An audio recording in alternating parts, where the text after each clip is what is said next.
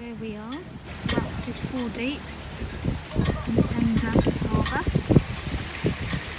The tide's got to come up almost 5 metres before they open the gate. Giving this old horn a clean. We had to get it out yesterday. We're in Mousel. Quite a swell coming in on springs, all this water, and of course it attracts all the kids from Mousel jumping off the pier, paddle boarders, everything, and most of them haven't got a clue with boats. And a 30-foot boat in this little harbour in Mousel is quite a big thing. So we got the compressed air horn, didn't work, so we got this little bad boy out, but it was cobwebs and there was a creepy thing down there. I had to shoot it. Didn't really have to shoot. So I thought, and it went off spectacularly, one long blast, like a safety. I was very impressed with how long the blast was. Well, you've got to make them watch that so they take notice. It certainly did. Yeah. So, and it worked, and they don't let you down, these things don't. And the air, you don't have to buy the air, we've all got it. Would you like to give us a demo? No, not, we're having more. Look, the flares going off, helicopters up. So, Sam taking May ashore for a walk. He's got to get her across 4 boats here. The dirtiest thing to do is to walk around the front of somebody's boat. That's a gaff cushion catch. It's got to be 70 feet long. Ready to open they'll be opening the gate. Just come through the harbour gate. That's the outer harbour you can see there.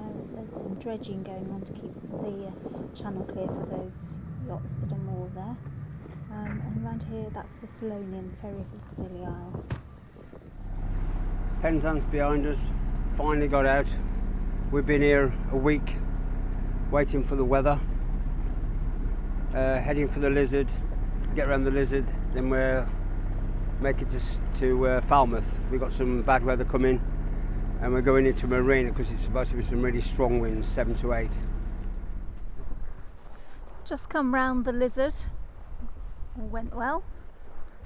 Somebody came round yesterday when the sea was still pretty high after the storm, and they said it was mountainous. Mountainous, but it's been alright today. We're just making our way up to Falmouth now. Local fisherman putting his pots out.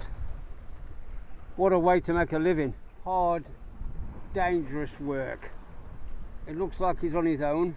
My mate Steve, he went to live on the Isle of Wight, and like me at one stage, he knew nothing. He's from farming background. He knew nothing about sailing. He went down there with his job.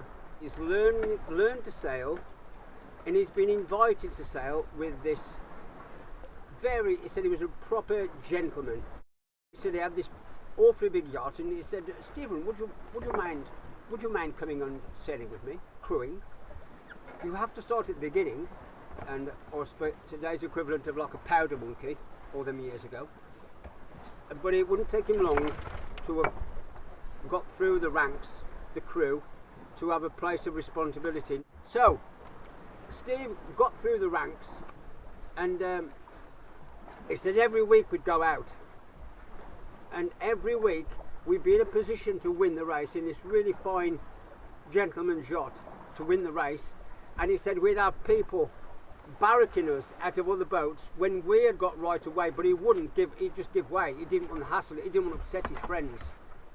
This one particular weekend, he asked Steve, my friend Steve, to skipper the boat. So they went out and he said, right then boys, today we're going to kick some arse. So Steve's coming up to the mark.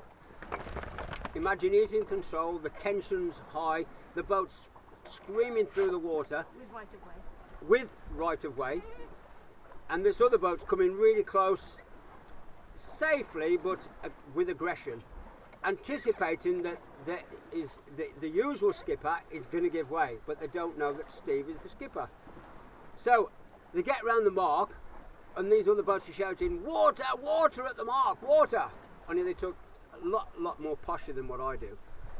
So they get round the mark, his crew cheer that they haven't given way, bearing off round to the next leg of the race, and this other boat is sort of a beam of them, and Steve goes up to the beam of the boat. He usually speaks like what I do, but he can just put it on when he needs to. So he goes to the beam of the boat and he shouts out,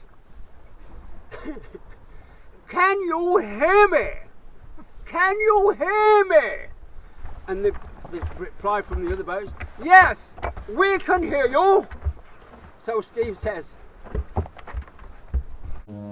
off. And it turns out they complained about bad language, and he got pulled up in front of the committee for foul language at sea. Bad form. But they won the race. So there you go. We spotted this big flock of birds and went over to have a look to see that there were dolphins hunting. Doesn't matter how many times you see them, it's always magical. They always lift the spirits. Just amazing.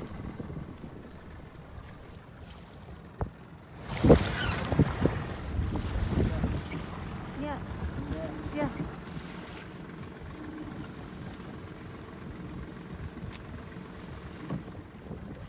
The gannets have got rich pickings here where the dolphins have rounded the fish up. They're all starting to dive in for them. Look.